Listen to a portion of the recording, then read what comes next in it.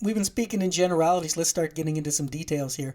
The opening track on the album is called Alpha Male. Lots of that, layered guitar parts, lots of tasty lead and harmony parts, lots of guitar tones, which is sort of a motif running throughout.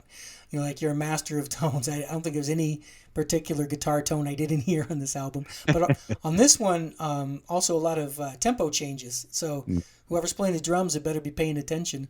That's Joe Travers on drums there on that tune. Yeah, I was wondering who the rhythm section was on it. Well, it's me and Joe Travers. I played everything else on that song. Keyboards, bass, guitar, all of that. And he played the drums on that particular song. So, yeah, just the two of us. It's so funny you say you played the keyboards, because my note after listening to it was, I really like the interaction between the guitar and the keyboards. The keys have a similar tone, a similar energy level, even a similar playing style. And now I understand why, because they're both you. It kind of reminds me of that moment on the CTA album where you're going to have Lyle come in and you did a dummy part for him, and then the trade-offs, and the dummy part was what you know who was supposed to do this? Who? Jordan Rudess was going to come in and play keys on this. And because he and I had done this thing at NAMM with Tarkus, and we had a lot of fun together. And he said, "Hey, look, anything you need, you let me know if you need me to do anything." So I said, "Yes, I do. As a matter of fact, I need you to play keyboards on the song."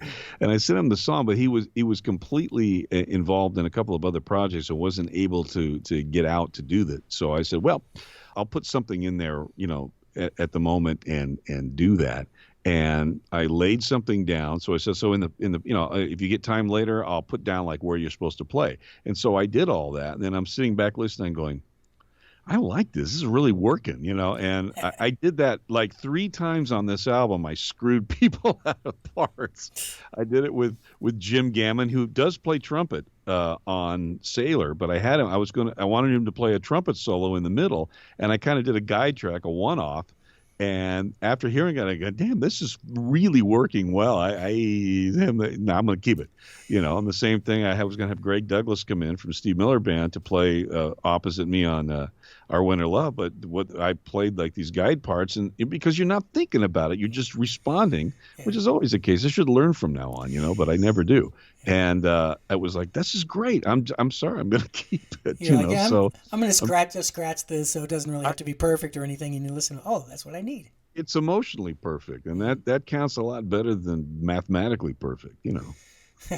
Well, that's funny you say that, because it seems to be a little bit of a pattern with you. But none of those people are offended, because I'm sure if when they hear the final thing, go, "Oh yeah, I see why you didn't need me." Yeah, they're all very cool, and they understand me. Yeah, it's not like, "Oh man, Mark Bluty should have had me play." They're probably like, "Oh yeah, I couldn't have done any better than that. In fact, maybe not even as good as that. Plus it's less work." Yeah, that's true. We're all lazy at heart. Yeah. What you don't want to do is play it and then put their name on it. That's true. That's very true. Yeah. Track 2 is called Westwood. A little mellower, at least in the beginning, first half. You're starting out with an acoustic guitar as a lead instrument. And yeah, the guitar is, I would say, this is another general comment. Your guitar is really singing more than shredding throughout the album. There are moments of both. But, you say you only sing on one song. That's true in terms of your vocal cords, but your fingers are singing. This is a good example of that. And also a good example of that composer sensibility I mentioned, because you don't overplay. It's like, less is more. You continually develop the track as it goes along. Something you mentioned earlier, just to keep it interesting for yourself as much as anyone else. We all know as writers, if you just get a little chord progression that sounds good and sometimes that's all you need. But, Dave Porter's been on the show, another successful television composer, and he says you need to constantly vary things. If you don't, what I'm trying to say is where you could have cut corners, you didn't, and that's why certain albums hold up. I mentioned to you last time you were here that your first 2 albums, they were recorded in the early 90s, but they still sounded fresh and relevant. They didn't sound dated like some other things you might hear from different time periods, and that's because attention to detail. Why did you call the track Westwood? Well, it was a tribute. I'm a huge Ennio Morricone fan, as any writer should be. Yeah. I think he's probably, and I would think that any film composer, living or dead, would have to give the hat to him as far as the crown. So many different styles and doing them all so well and so prolific and so bold and intrepid on the stuff that he did, and especially with the Sergio Leone films, the spaghetti westerns, like Once Upon a Time in the West and Good, Bad, the Ugly. So I was a major fan of his writing. So what this tune was it was originally called Eastwood Rides West. Oh. And because it was kind of a homage to that style of writing. And so that's why it's very, very Western in its treatment. And again, it's all about theme. If you all of those spaghetti westerns had such a wonderful whistling and like it's either it would be a whistler or it'll be a vocalist, like a soprano, like Edith Oro, singing in the background. So I had a buddy of mine, Dan Reddington, come over and whistle.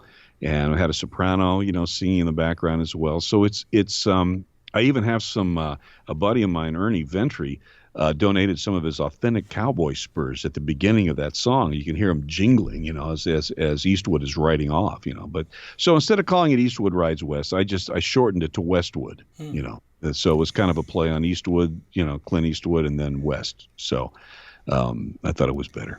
If you think about it, that would have been a more appropriate name for that guy, Clint Westwood.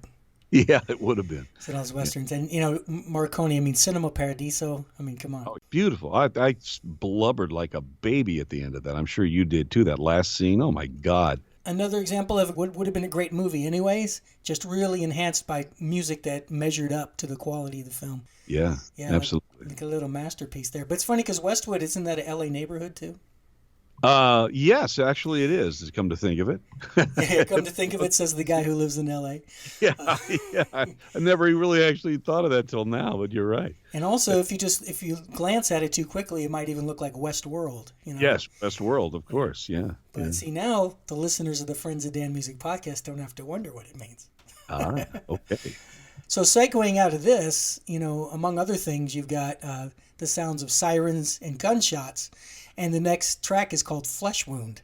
So, that's what I mean. Some of them, it's a little easier to tell that they're related. Yeah. Well, the Flesh Wound thing is a collage of different stuff in there that was, again, from my childhood. My brother is in there laughing hysterically. I have somebody saying, I should have used a sledgehammer. That's Norm Mainwaring. There's a bunch of guys from my childhood, actually, that Jim, we were actually busting a pitcher tube in a creek when that happened. We would do anything for a sonic high, and so I had put that together with some gunshot stuff because the next tune was basically about Flesh Wound. It's about the way the media, sensationalizes the escalation of violence in the society. It's always like a vehicle for their advanced ratings, and it's becoming more and more prevalent, with handheld technology and social media, and it's a constantly increasing universe, for selling more visceral experiences to what I think is an already overstimulated populace. So it kind of starts with this massive violent scene in a grocery store, in a supermarket rather, and at the end of that you hear everybody reacting from the gunshots, and then you hear this, which actually is my wife Joey saying, "Clean up on aisle 7," in a very non-caring voice, like this happens every day. Kind of thing. Desensitized. Yeah, completely. Right. And then it goes into the tune, which is very aggressive when it first starts out, like these big bobcats of tone coming at you and scratching, so. Oh, yeah, I said earlier the Marc Bonilla fans will enjoy the album. For your sort of metal-oriented fans, this is like the hardest rocker on the album, probably. Yeah. And this would have fit nicely on the earlier solo albums with that same spirit, that same energy. I read the title before I listened to the track, and my mind always has to go to the Holy Grail, the Black Knight. Flesh wound. Just a flesh wound. That's right. Yeah, that's true. Well, he did lose a limb, so it's prevalent. Who else is playing with you on that track? Again, that's all me and Joe Travers again on that particular track. I don't think anybody else played on that. No, that's just all me. I do have players on here that had offered and that I said absolutely. Steve Porcaro and Philippe Seiss and Mick Mahan. Troy Laquetta's on these tracks as well, and Greg Bissonette. And I also got Bob Birch on one of the tracks. My good friend from the Dragon Choir used to play with Elton John, who's now no longer with us, unfortunately. So I have all my homeboys, the guys that I really, really trust, that I know will bring a wonderful performance and understand music the way that I do, and as much as knowing that it's melody, it's orchestration, it's all contributory. And so that's why I felt safe having those guys on there, because I knew I was going to love what they did, and I did. There was never any problem. So that's who's on that particular track, just me and Joe. I'm not surprised to hear that Greg Bissonette and Troy Luckett are on the album. I was also wondering about Toss Panels. Yeah, Toss. I had done this. Toss and I had lost contact with each other for a while. We'd see each other, and strangely enough, he played on American Matador on the Three Fates project. Right. The reason that happened was because I hadn't seen him in a long time. Our circles weren't meeting. We were all both doing different things. And lo and behold, I'm going over to Germany to record with the Munich Symphony. And who steps on the frickin' plane right across the aisle? Toss. And I'm like, are you kidding me? And we really pissed off everybody because we didn't sleep the whole time. We just yammered and to catch up on how many years we had seen each other. So I said, look, man, this is a sign, man.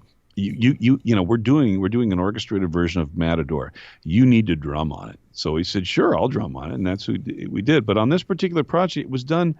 I was on a limited budget here for this stuff, and I kind of needed to get stuff done when I could. And so when Joe was available, I was able to use him. When Troy was in town, I got to use him, and Greg, I just had to get into his schedule and figure out when he was available as well. So I figured 3 was enough on this, as much as I enjoy playing with Toss. And now I get to play with him again with Derek Smalls. So we're enjoying, a reunion of sorts. And I'm also doing work with Thomas Lang, who would have been wonderful on this stuff too. So I'm never going to be at a shortage for brilliant drummers. They're all of them are usually my closest friends. I love drummers. Yeah, so. I'm never worried about that with you. A lot of good musicians the best musicians in all areas.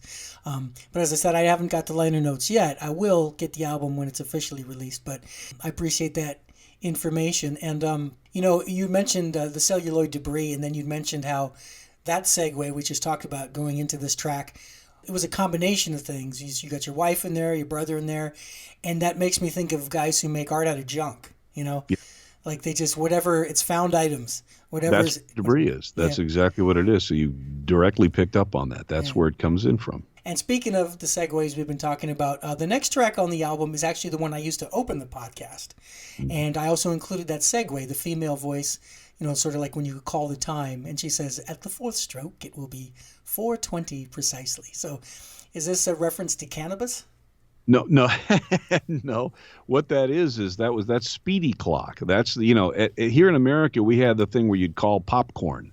POPCORN would be the thing, and you'd hear the time is 6:47. I forgot all about calling popcorn. I used to do that all the time.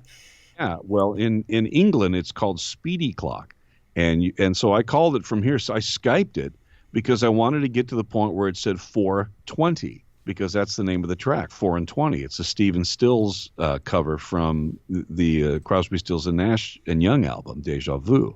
So I waited for a while, and I missed it the first time, so I had to wait another 12 hours to get it again, so it was like, so she says 4:20 exactly, and so that's what I used for the intro for this. Well, it's a police code for marijuana smoking in progress. I see. Well, that's not such a bad thing here in California anymore. Well, because Van Halen had 5150 was like police code for somebody being crazy or something. And 420, it's like April 20th is like smoke a joint day or something. And that's where it comes from. So, and it's a Northern California thing too, which is what you are. That's why. Strange. I must have been too stoned to recognize that then. I don't know. I think it was kind of after our time that it sort of came into, it's just like, what's the 411 when you call info? That's information. Right. And so it was one of those things that just came about. It was code for, in other words, if you look at like dating sites and they go 420 friendly, it means I'll date you. I don't care if you smoke pot.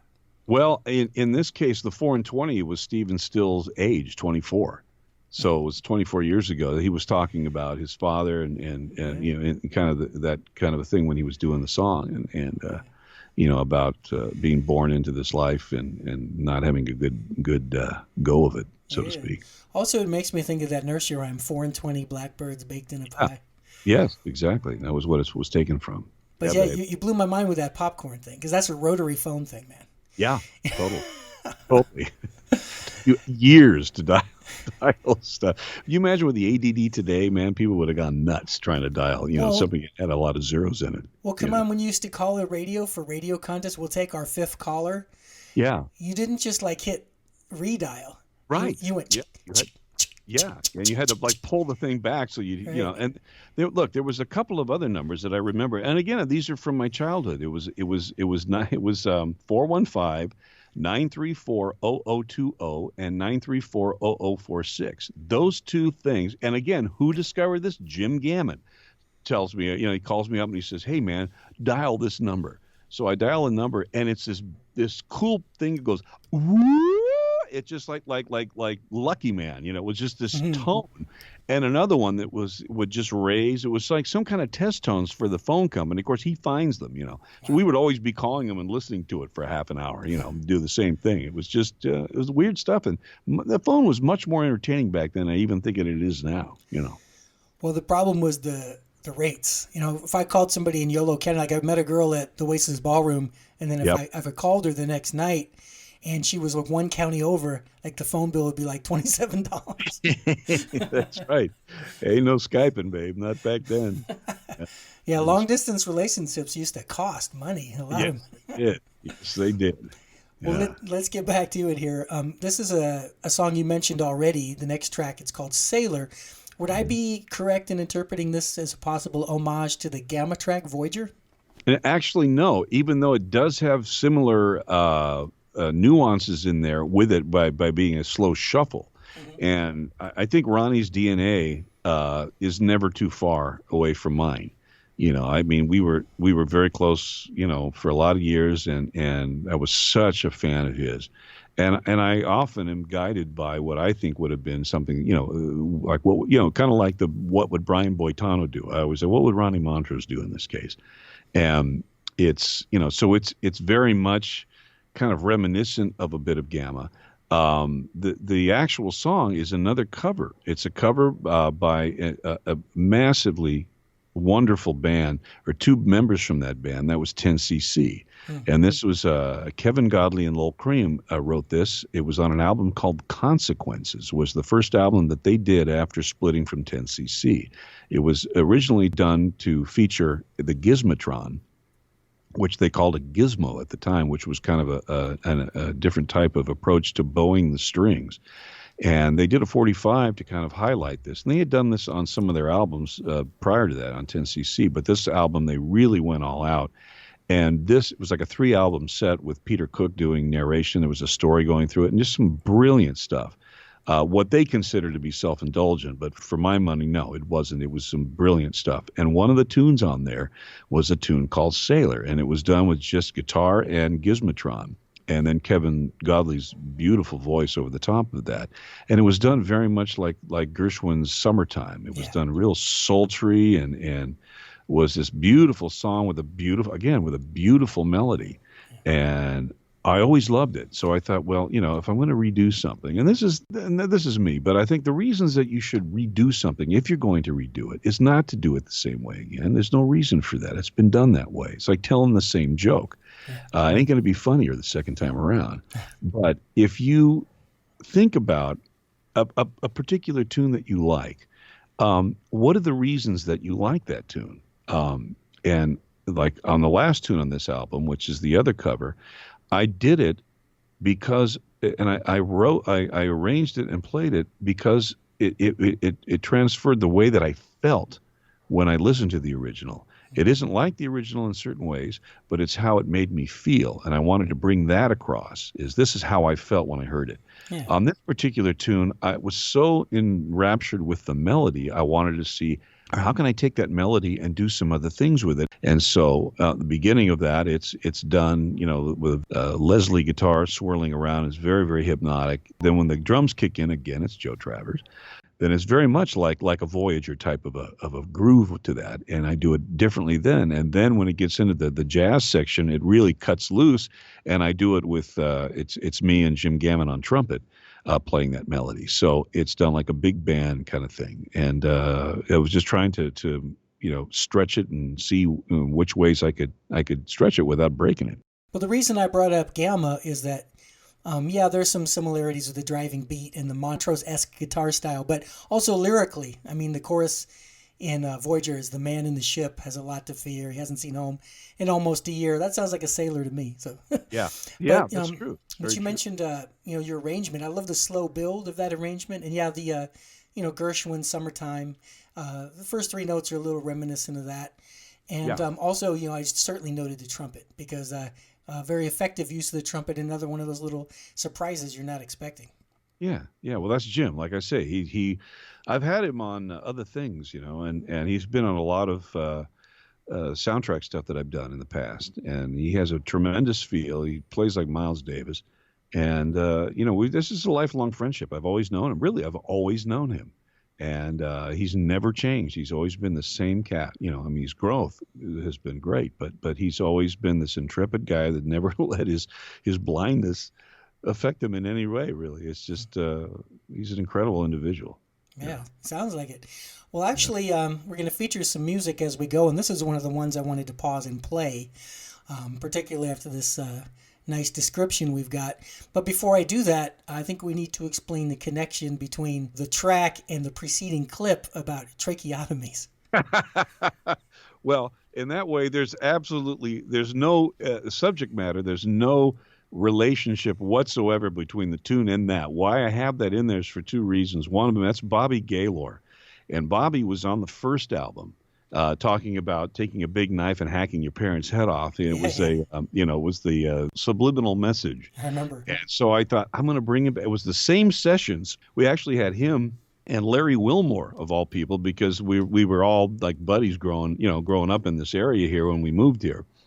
And Larry came in and did some stuff, just free channeling stuff. It's because Kevin Gilbert and I said we're going to put some segs in. Just whatever comes off the top of your mind, just free channel. So we had Larry do it, and we also had Bobby do it.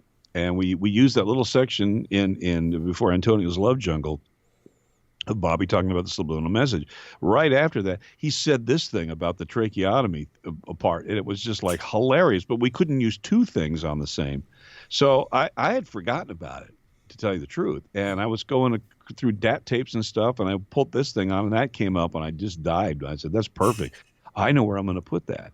So I stuck it there. It's a harken back to Double E Ticket, but also it kind of gives you this what the hell kind of feeling, because it's right out of there's nothing that will that you can relate this to. And then the first notes of Sailor are kind of that same what the hell vibe. It's kind of creepy and kind of strange and dark, and it kind of, for me, it kind of that seg sets up the mood of that piece, even though eventually it goes into something else. Right away, it's kind of gives you the Leonard Nimoy raised eyebrow from Spock. Like, what? Indeed, Captain. So, That kind of thing. so we'll call it loosely connected and encourage people not to think on it too hard. Yeah, exactly. It's funny because his earlier one was really quick. It was basically, "Hey, you don't have to play this album backwards, but do kill your parents." He was like, Yeah, you get a big knife and hack your parents' head off. Yeah. Then we had to put a disclaimer after it because Warner Brothers was freaked out that was going to happen.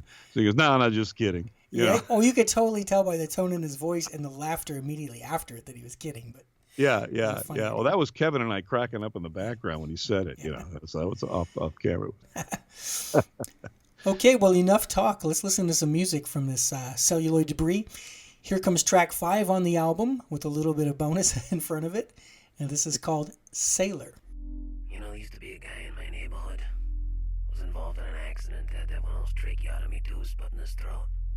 Was never the same after that. We'd go up to the house for his kids' birthdays. Dad'd be blowing up balloons with his neck in the corner. They've come a long way with those tracheotomy tubes. I was in a restaurant last week, saw a woman shove an entire carrot in her throat. Next thing I know, she looked over, she had a head of cabbage. She said, "Coleslaw?" I said, "No thanks, I'm just gonna stick to the fries, thank you."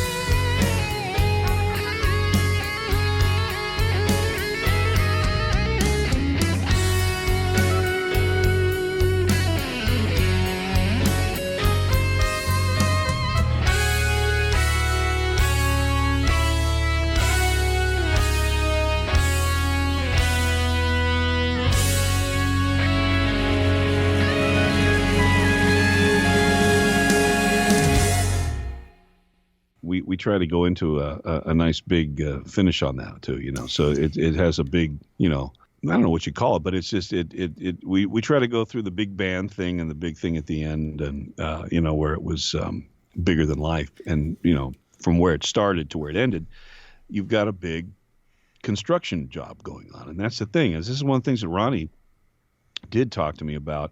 Not talk to me, more or less just exemplified, because he was a carpenter, Montrose, and so he built his solos that way. And this is something that I've tried to do, just not only because he did it, but he made me aware of it.